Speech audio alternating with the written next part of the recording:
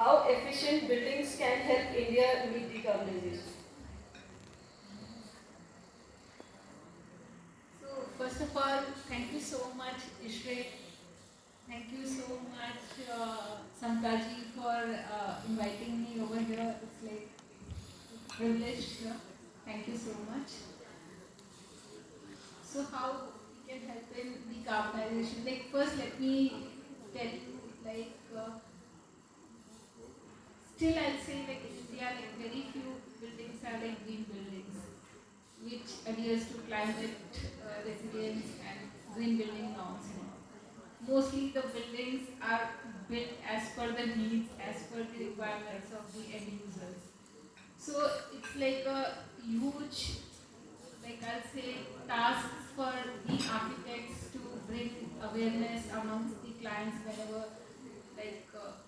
we are like being commissioning for a project. But positively, let me tell you, now the clients are really showing interest. They are ready to hear you.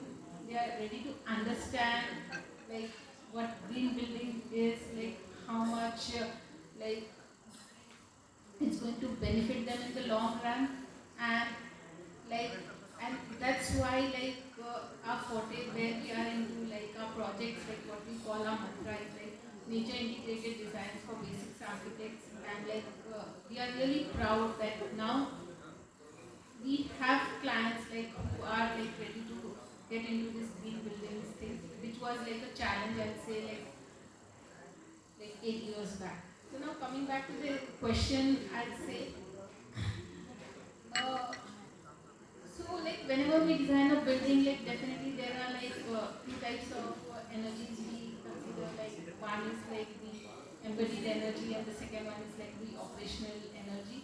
And we architects play a huge role in this embodied energy, like which is related to the design, the materials we choose, the process of building construction, or whether it's demolition. And the operational energy is released to like energy needs, like with cooling, lighting, the consumption part. So if I come to the embodied energy part, so it's all related to like our design, what materials we are, so we have to be like really very careful now.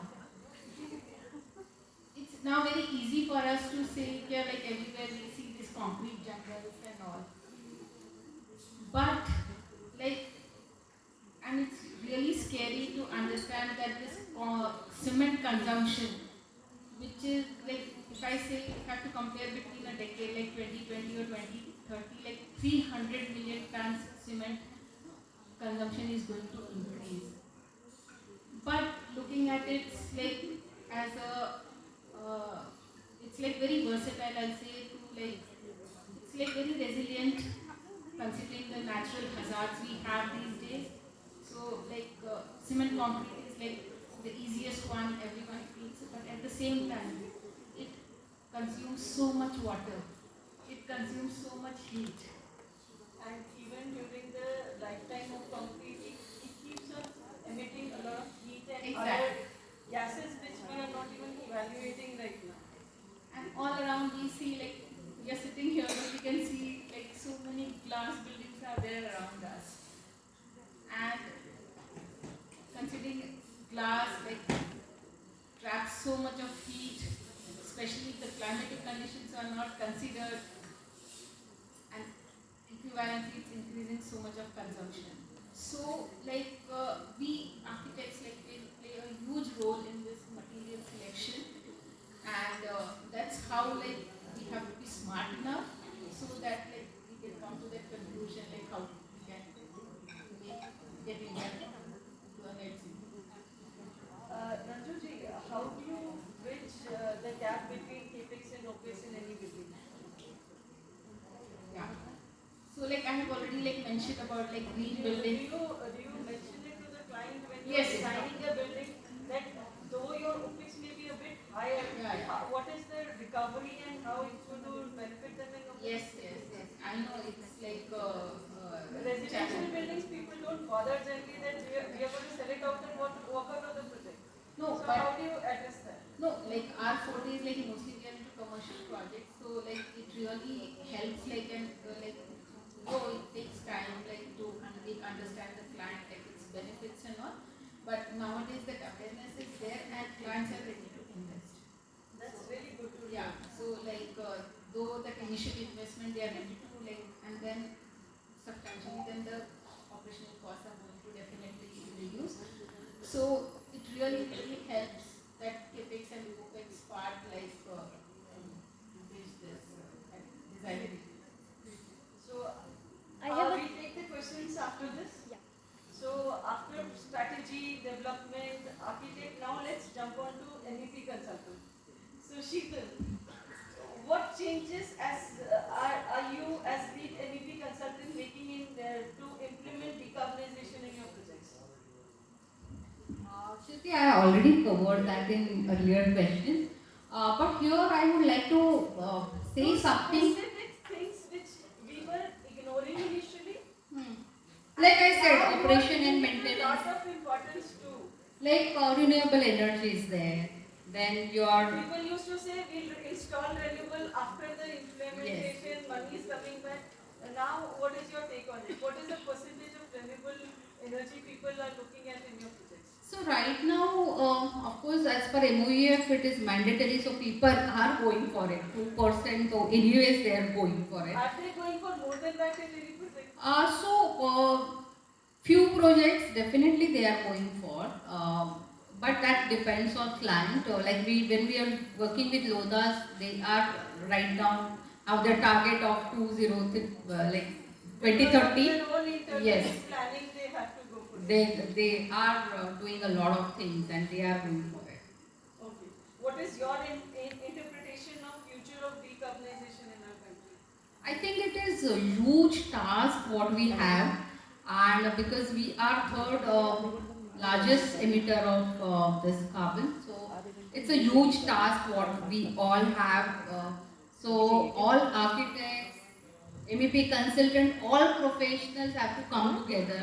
We have to spread a lot of awareness, and I think not only in our projects that we are doing that is our job, but within your circles also you do this.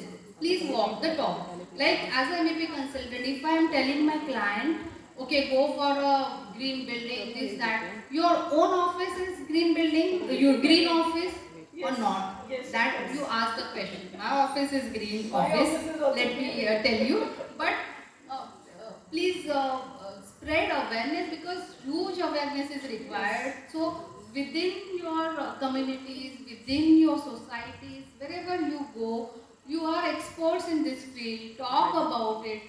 So there is a lot can be done. That intention should be there. I truly agree. We in fact recently bought an EV vehicle just to experience how EV vehicles are going to benefit our environment, or it's just a talk. So Exactly. we have to implement it in our own house, in our own profession, and live it to experience it and then promote it. I truly agree with you. So on much that. can be done. Yes. Even I'll tell you when you talk about festivals. During festival we generate so much of waste. So much of waste. Like I have Ganpati at my place in Maharashtra. So during Ganpati, what we do, we tell devotees to get stationery instead of this sweets and all these things, offerings. So small changes. Try doing that. A lot can be achieved, and you inspire many more people by doing all these changes. So it's just lifestyle changes what you can do. It has to be coming from within. Exactly. Yeah. And keep on inspiring, keep on putting it, whatever changes you are doing, then only this awareness can be spread. Definitely. So we have Ruchi with us, who's from Oxycoach, and her field is basically to protect the coating copper which is used in air conditioning. I think that's a huge role. So let's understand from her a deeper meaning of this. So role of anti-corrosion coating in controlling emission. Yeah. Hello everyone. So, as per Montreal Protocol, when India cooling slam, all these treaties which we sign, so there is a component called service sector. So, and there is a list of good practices in service sector under this India Action Cooling Plan. So, which deals with refrigerant, how to deal with the refrigerant. So, refrigerant is supposed to be recycled, it's supposed to be either reused or it is supposed to be reclaimed. But I guess the main thing is to first of all prevent the escape of refrigerant in the environment. So what we do is we increase the life of a coil by protecting it with anti-corrosion coatings so that we prevent the basic oxidation of the metal and enhance the life of the machine and prevent the gas leakages. The GWP potentials in the gases which are having high global warming potential, though they are, R22 is being replaced now and many new green gases are coming into picture, but still these gases are not completely protecting the ozone layer depletion. If they are escaped in the environment, they will definitely contribute to the GWP, the potential, the net potential. So my say is it's a very small effort if people during installation or maybe during service, of course at manufacturing level also, coating should be a part of good practice or it should be as a regulation implemented so that it's a basic chemistry to prevent a metal from getting getting oxidized and then preventing the pitting corrosion or see what the types of corrosion that takes place in a coil is mostly takes place where it is a coastal area around the saline environment or when there is a sulfur water body around, like any drainage is there or polluted river is there in the vicinity, what we say nala or is there in the vicinity.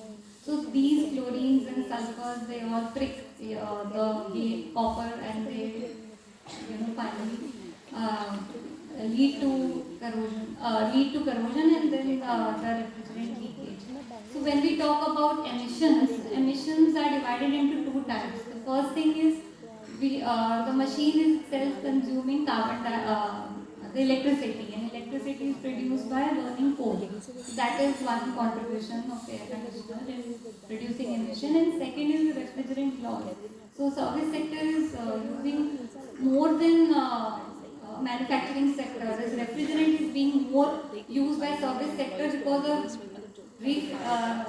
refilling of the refrigerant, what we say. It's, keep on refilling refrigerant, which I guess nobody is, I guess it should be counted in carbon footprint.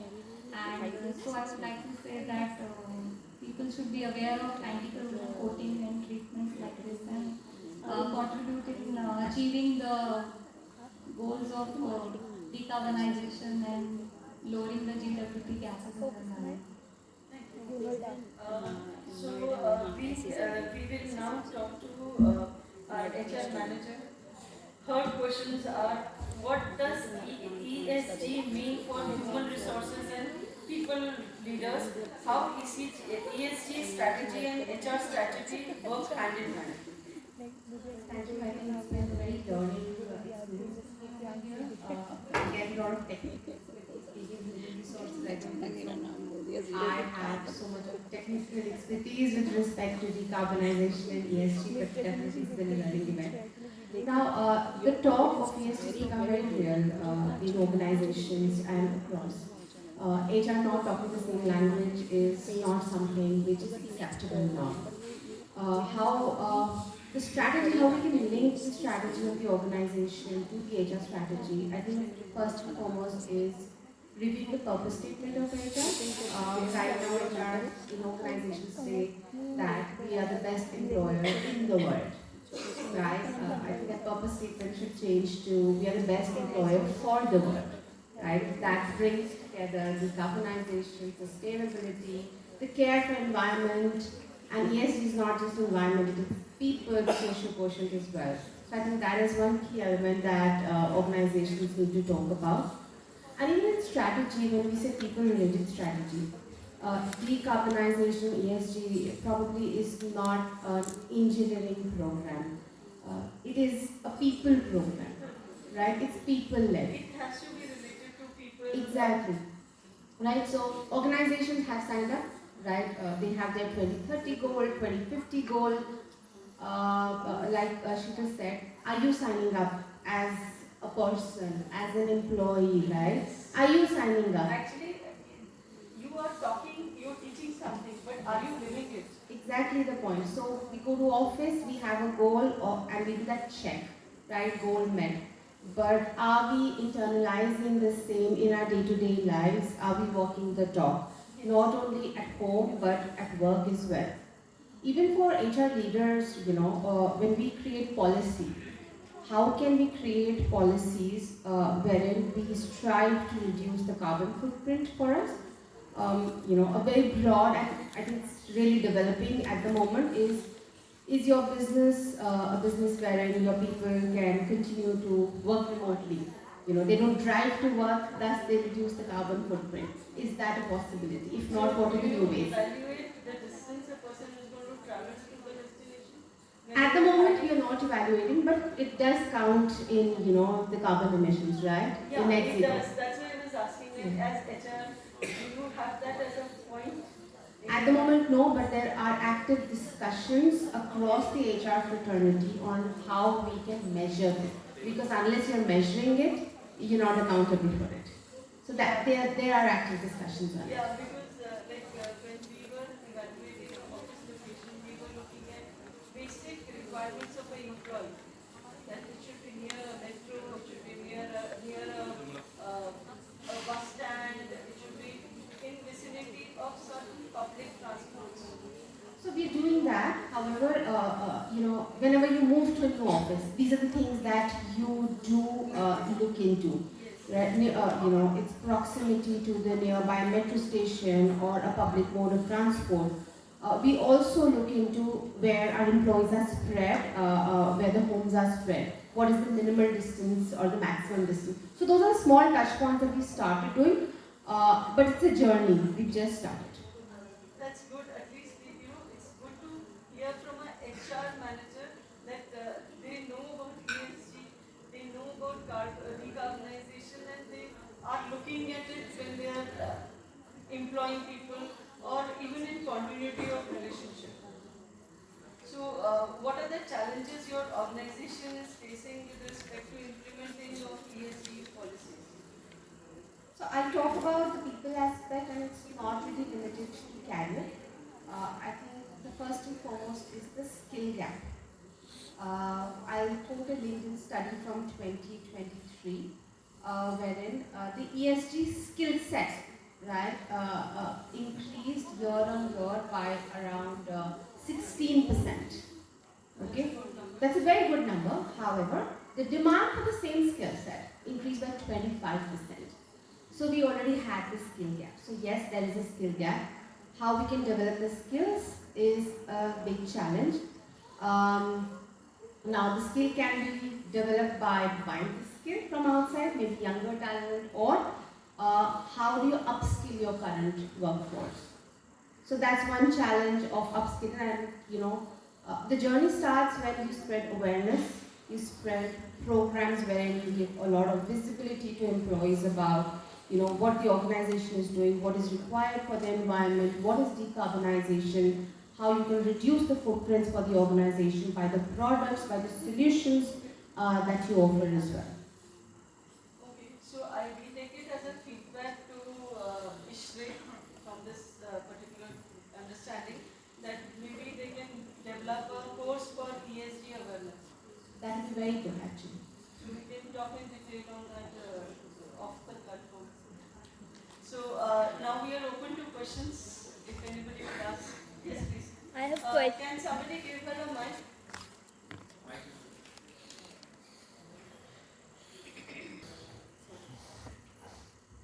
Okay, so this question is to Mrs. Ranju Singhi. So we have a huge demand of renewable energy resources integration, and you as an architect, how are you developing and designing the future buildings that can incorporate those renewable energies like geothermal, solar we are having implemented all over. But for geothermal and wind energy, we have huge challenge in infrastructure. Would you like to answer this?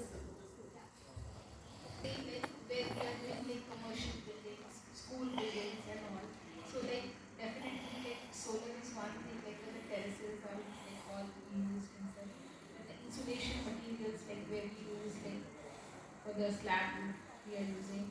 And the second is like our each and every building is like green, where we have like vertical greens. The vertical greens are all inside. Like we are like it's about to complete. Like we have a warehouse building coming up in Noida, and nobody says that it looks like a warehouse because it has a completely green facade in terms of that. And definitely like for our like designing process and like we have like MP consultants like Samtaj is really helping us for the HVAC. Like we are doing one resort there. Samtaj is helping us for how the HVAC we can make it like effective there. Plus same is for plumbing, same is for electrical. So every day is a learning for us. So it's not that like we are aware about everything. Daily we are like learning, relearning, unlearning, and making our projects existing. Thank you. I liked her line, learning, unlearning. That unlearning is very important because a lot of people from the client side or PMC says, we have been using this technology for so many years. Why are you introducing a new technology? So sometimes we have to tell them that, okay, whatever you've been doing for past 20 years, what effect it is having on the environment, everyone knows. So we have to sometimes unlearn and relearn the right way of designing. Any other question? I have one more question to Ruchi Chetna Arora. So in India, we are having 80 crores under poverty line, or the people who are not exposed to the facilities. All the energy targets that you are talking about and the future goals that you have stated in numbers, what is the evaluation for those below poverty line people? Yes. So when we say that people are below poverty line, essentially we are talking about inequality. So these analyses do take in care of the gaps in income that people have inside intra-country as well, and also the income gaps that we face in comparison to the developed countries. So our rich might be equal to their poor, Right. and that is the case, and our rich are contributing to emissions that are less even than their poor people. So those kind of accounting do go into place, and also when we say that by 2050 India wants to grow to the largest growing economy in the world, so we are saying essentially that the per capita income, threefold per capita income by 2050 rise that we are expecting at all levels, and not just at the top levels, the top 10 or top 20% levels. Got it. Thank you. Any other question? I can take one? I can take a question. Can I? Yeah, this is Sanjay Agarwal. So I was just listening to this panel discussion, and since all the women are on the dais and around behind me, so I was wondering when you're talking about energy emissions, and she's talking about 2050. So are we not going to take a pledge today? The women, you people have to implement, because a lot of wastage of energy, it's happening in the public spaces. There are places, if you're going to a restaurant or you're going to a hotel, so those areas, where the things are it's just working. And then, like, I don't know, Even if there is no presence of people, Yes. the systems are working. But the trend has changed. At least in hotel guest rooms, I have seen lately that the air conditioners are switched off, the FCU is off till the time people are present there. And in hotels, a lot of people are putting heat occupancy sensors, not occupancy sensors, but heat occupancy sensors, that if there is a human movement in the space, only then the systems are working. Otherwise, you cannot put in your visiting card into the slot and ensure that the systems will be working when you are not there in the room. So wherever anybody, any commercial person can save energy, people do tend to go ahead with it. But there are certain places which are like lobbies and which have to be welcoming. So those places the systems are on. But then again, like because of all the MEP consultants in the country, we are putting our best to have the most efficient systems in at least these public spaces, so the energy consumption is really come down. I can tell you one thing, somebody shared a slide that buildings are consuming only 38% of the energy. When I, 27 years back, entered the industry, people used to say 45% energy is consumed by buildings. So consumption, number of buildings are rising, but consumption is still coming down because of your active actions of all the people across in the industry. So we have a long way to go, but we've already started on it. Yeah, thank you. I just, like Ranju ma'am said, there's no green building, So there's a real audit needed to be done in all areas. And if we are talking about pollution, जो नुक्कड़ नाटक में दिखाया गया था, so नुक्कड़ नाटक, it is not, it's talking about diesel, petrol, but if you get into an electric bus, inside there's no pollution. So inside, that's what I was saying, that I bought an EV vehicle only to analyze how many units to a kilometer it is actually doing, because you need to understand that back end of our systems is still dependent on non-fossil fuels, typically. So we have to evaluate whether these green EV vehicles are just for taking the carbon out from our place, but in the background, in our own country, it is still emitting carbon. So EV vehicle need not be completely categorized as green vehicle.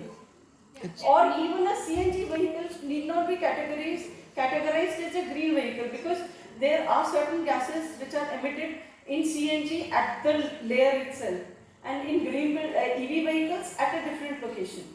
So we have a long way to go. As somebody had mentioned, this is just the tip of the iceberg. Right. Yeah, let me add to it. Like we do like many corporate interior offices and all, and like somehow like you never see ceiling fans in corporate offices. It's only air conditioning is there. So like in one of our like corporate office we designed in Ludhiana, and the client was like, यहाँ पर 6 महीने से fan चलता है, हमको AC नहीं चाहिए. And like we smartly designed that office. It's still swanky. It looks like a corporate office. The ceiling fans are like just merged with the design so well, and the air conditioning loads like reduce drastically in that office, and like it's like even for us also, because we for the first time we did that office like with ceiling fans. Otherwise we always feel that it's like an obstruction like for us, like so we just need a clean ceiling and that. But after that, like that ceiling fan thing, like, and even the client is so happy, like their loads are reduced, and for that also that like not just because of ceiling fan, but I'll say like still we have won so many awards for that office at Ludhiana. Great. That's great to listen, because I also have ceiling fans in my office.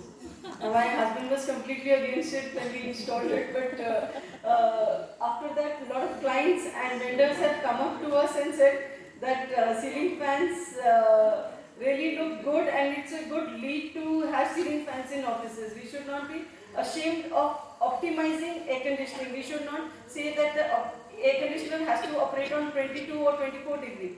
Our air conditioners in our office always operate at 27, and people are very comfortable with it. Fan need not run at full capacity, but can run at minimum, and it works fantastic. Any other questions, please? I think we can close the session with this. Thank you.